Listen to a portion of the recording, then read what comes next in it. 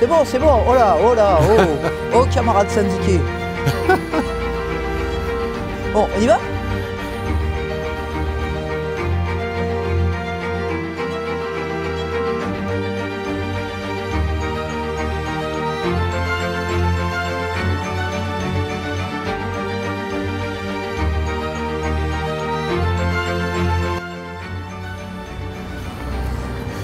Hey, coucou Aimé, comment ça va? Ben ça va, je te remercie Elisabeth et je suis très heureux de te retrouver aujourd'hui. Oui, on est juste devant la mairie de Salles là.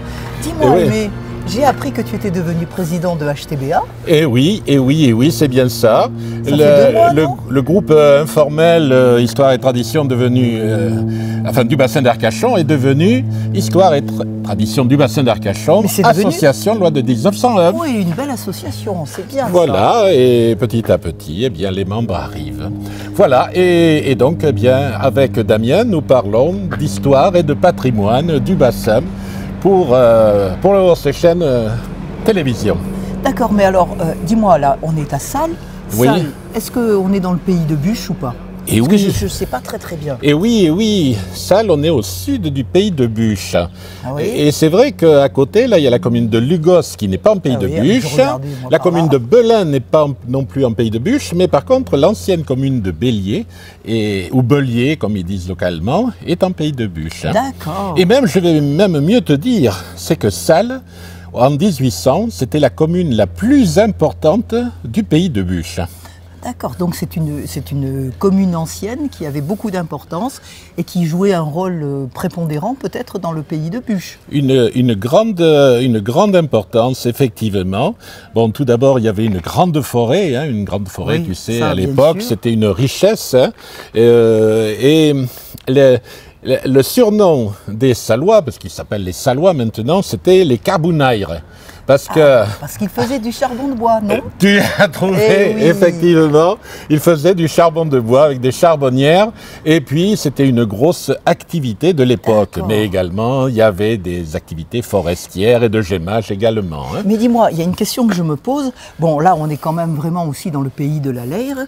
Est-ce que à cette époque-là, la Leyre, il s'en servait autrement que, ou c'était simplement une rivière qui passait par là, ou est-ce qu'il y avait des moulins, est-ce qu'ils s'en servaient pour transporter du charbon de bois, est-ce qu'il y avait une utilité? On voit que tu as préparé ton interview. Hein. Pas du tout. Effectivement, Leyre, c'est quand même une source de bienfaits pour toutes les communes qui sont traversées par ce fleuve. On avait du radelage, du transport de troncs de pommes. On avait du transport effectivement sur des chalands pour de la résine, pour de la poix. La poix, tu sais, qui servait à calfater les bateaux. Et effectivement, ce fleuve Leyre, qu'on va aller voir tout à l'heure, est une richesse. On va y aller tout à l'heure. C'est vraiment une richesse pour le coin. Alors, on est en pays de Buch. On fait partie ici de la communauté du Val de Leyre. Tout à fait. On fait partie également du parc naturel régional des Landes de Gascogne. Absolument. Et donc, nos amis sallois, aujourd'hui, nous accueillent pour qu'on parle. On va survoler un petit peu l'histoire de Salles. Mais enfin, tout à l'heure, tu vas voir, on va remonter 13 millions d'années en arrière. 13 millions d'années? Oui. Et on a des vestiges de 13 On a des vestiges et c'est pour la seconde partie du reportage. Oui, une très jolie petite ville, Salles. Oui, on va voir le plan là, justement. Et tu as sûrement entendu parler de l'Union sportive salloise. Oui, mais Salles, dis-moi d'abord, d'où vient ce nom, Salles? Et oui, Salles. Alors, pendant très longtemps, on a cru que ça venait de Salomacoum, parce qu'il y avait un Salomacoum sur une très vieille carte des voies de communication, l'itinéraire d'Antonin, mais en fait, ça n'a rien à voir. Ça n'a rien à voir. Okay. Salles, ça correspond simplement comme il y a 31 communes en France qui portent le nom de Salles. C'est-à-dire qu'il n'y a pas 31 marchés de sel, puisque Salomacoum, c'était le marché du sel. Oui. Non, Salles, il faut le rapporter à une demeure bourgeoise du temps des Gaulois, qui peut-être après est devenue villa gallo-romaine. Et donc on appelait ça Salles, mais c'était Salas, je crois, S-A-L-A-S, Oui. à l'époque. Hein. Avec Alors, tu vois, Salles est ici, là, donc, et Salles, nous voyons l'Ayre, bien sûr, ici, Oui. mais on voit que Salles est aussi entre deux petites rivières qui se Entre jettent deux dans bras, l'Ayre, oui. qui, comme tu le sais, est un fleuve. Hein. Et oui. C'était donc un endroit particulièrement bien situé, particulièrement bien protégé des envahisseurs, des ennemis. D'accord. Ce que je te propose maintenant, Elisabeth, c'est de t'amener voir une maison de passe. Une maison de passe? Oui, oui. Non, mais non, je ne suis pas du tout d'accord, là. On va y Qu'est-ce aller. que tu entends par là? Eh ben, on va se déplacer, puis Allez. on va aller voir ça. Je te fais confiance. On y va. On est parti. Attends-moi. Il va m'avoir dire avant moi. Il l'a fait, Il a hoché de la tête? Oui, alors donc là, c'est ça, la fameuse maison de passe. Et oui, c'était un jeu de D'accord. mots, bien évidemment. Et je m'en doutais, va te connaissant. La maison de passe que je te proposais, il fallait la comprendre comme étant la maison du passeur. D'accord. Alors moi, j'ai longtemps cru que Ah, mais c'était voilà. un moulin ici. Je comprends avec la Leyre, bien sûr. J'ai longtemps cru que c'était un moulin. Mais là où cette tour est placée, évidemment, il y aurait eu quelques difficultés pour prendre le vent avec les ailes du moulin. Oui. Hein. Et donc, voilà la maison du passeur. Parce que, tu vois, on a le pont qu'on va voir tout à l'heure, mais Oui. autrefois, il n'y avait pas de pont. Donc, on traversait avec un bac qui faisait 10 mètres de long sur 3 mètres de large. Et pour D'accord. traverser l'Ayre, pour aller vers le sud, Oui. il fallait payer un octroi. Bien sûr, Et comme c'était toutes donc les- le logement du passeur. Il était ici. Dans ma plaisanterie, la maison de passe.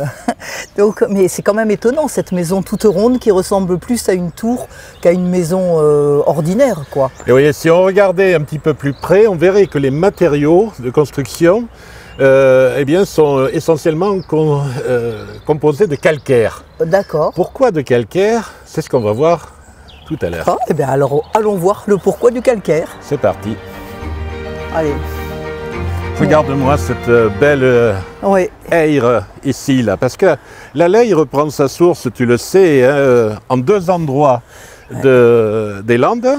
Et les deux Leyres, la petite et la grande, se Oui. retrouvent à Mousteil pour ne puis, plus former que la Leyre. que la Leyre. Mais regarde. Et ici, dès qu'on franchit normalement la limite avec la Gironde, on l'appelle Leyre, l'apostrophe. Mais c'est quand même un beau Ah oui, fleuve. d'accord. Regarde comme c'est C'est joli. magnifique, et- C'est et magnifique. c'est justement Et- là Et regarde ce que sous-bois qui l'Ayre va avec. C'est vraiment s'élargit. superbe. Et nous sommes en hiver. Il fait d'ailleurs très chaud aujourd'hui. Oui, il fait très chaud, il fait très bon. Il fait très chaud. Alors, Et donc, c'est là-dessus eh bien, que passer plein de Les marchandises chalands, vers le bassin d'Arcachon, vers la ligne de chemin de fer qui va être construite en 1841. Et Ah, là, je voulais te montrer ces falaises. oui, je vois que tu m'as emmené au pied de véritables falaises. Alors, quand même, il faut dire que des falaises, c'est quelque chose de très rare dans notre pays, qui est plutôt un pays de sable, donc de vraies falaises. Donc, c'est vrai qu'il y a de véritables falaises. On voit aussi qu'il y a des remparts aménagés par la main de l'homme, mais c'est intéressant. On peut aller voir de près ce Oh, que on c'est peut aller comme voir falaise? de près, mais fais attention, non, c'est humide, c'est trop humide. pas grave, c'est non, pas grave. non, c'est trop humide. Non, moi, j'y vais pas, j'ai peur de me noyer. Non, non, Elle est légère, tu parles. elle est légère, la vie. Alors, Alors On tu a- vois, alors là c'est un flanc de ouais, coupe de taille, parce que ça a servi évidemment là de carrière. Hein, Oui. pour construire la maison du passeur Eh qu'on ben, a vu tout à justement. l'heure, et puis le château qu'on va aller voir, Tout à l'heure, qu'on va oui. aller voir en suivant. Donc ici, il faut se remettre à l'ère tertiaire.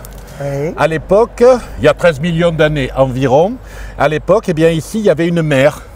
Et comme c'était l'endroit où l'Ayre s'élargissait pour se jeter sous la forme d'un énorme delta dans l'océan Atlantique, bon, qui devait porter un autre nom à l'époque. Je crois qu'il portait même peut-être pas de nom. Même pas de nom du tout. Enfin, toujours est-il que là, s'amassaient des animaux marins, Tout à notamment des coquillages, des oursins, etc. On a même trouvé, paraît-il, des dents de gros poissons. Peut-être même des rostres de bélemnite.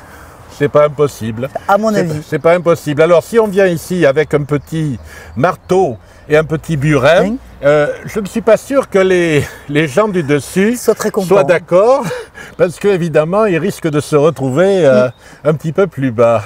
Oui, avec mais leur par contre, clôture. effectivement, là, on le voit pas beaucoup, mais on voit un petit peu.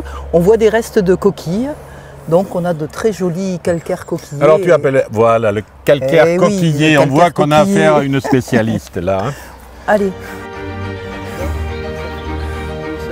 Ok. Alors, Là, tu m'emmènes vers le château, alors, si j'ai bien oui, compris. oui, oui. En même temps, tu peux regarder le pont. Oui. Ce pont-là date de 1962, Ah bon, j'allais dire, 1963.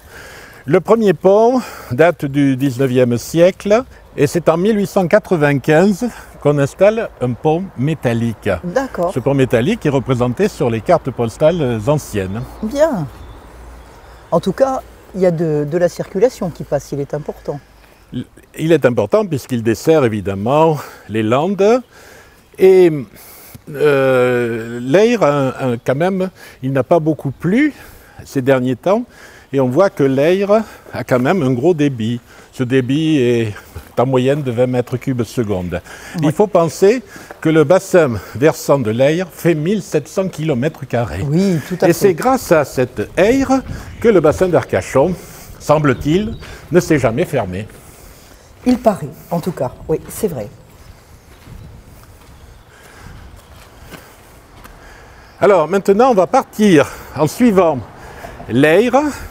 On va partir sur la berge Oui. jusqu'au château de Salles. D'accord. Et ce château de Salles a une très riche histoire. Eh bien, bonne promenade en perspective.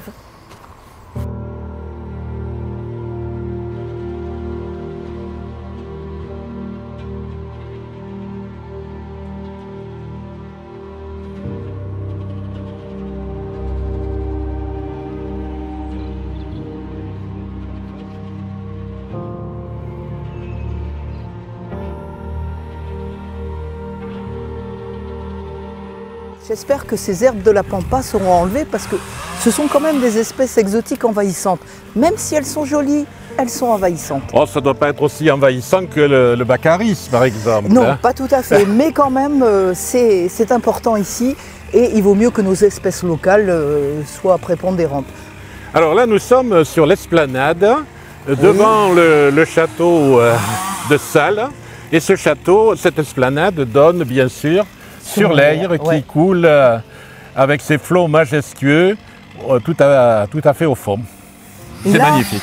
Si j'ai bien compris, on entend les agents municipaux qui sont en train de nettoyer, en fait, de débroussailler un petit peu, parce que ce château, si je l'ai bien compris, a été acheté par la ville de Salles, c'est ça? Et oui, ce château qui avait été construit par les Pontac au XVIIIe siècle, je dis ça, mais je le vérifie quand même, en 1657, c'était le XVIIe siècle. Il a donc les Pontac, une famille très connue de Bordeaux, et c'est en 1764, je prends mes notes pour ne pas dire de bêtises avec les dates, c'est Nicolas Pichard, qui était juge au Parlement de Bordeaux, président à Mortier. D'accord. Alors, est-ce qu'il faisait des murs? Je ne sais pas. Je ne sais pas. En tout cas, il avait vraiment bien choisi le coin parce que c'est un endroit magnifique. Magnifique, vraiment magnifique, oui. Alors, il y a des travaux, effectivement, aujourd'hui. Et tout à l'heure, on a rencontré monsieur le maire. Oui. Il nous a dit on est en train de nettoyer. Parce qu'effectivement, ce château a été acheté il y a à peu près un mois et demi. Oui.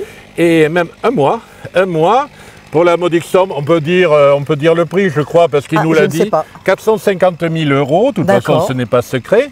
Et monsieur le maire nous a dit qu'il envisageait, pendant la première année, de mettre 400 000 € de plus pour la rénovation. D'accord. Et cette rénovation, tu vois, aujourd'hui, ça commence puisqu'on a nettoyé là où nous sommes. Et il y avait un gros travail. Oui, j'imagine qu'il y avait un gros travail, mais il y a encore du travail à faire parce que le château est très beau, mais il n'a pas été vraiment entretenu et il y a du travail de rénovation Ainsi à faire. que les dépendances qu'on va voir tout à l'heure, là, les dépendances sont aussi dans un état lamentable, mais il y a une forte potentialité pour Oui, l'animation oui, saloise. Énormément, énormément.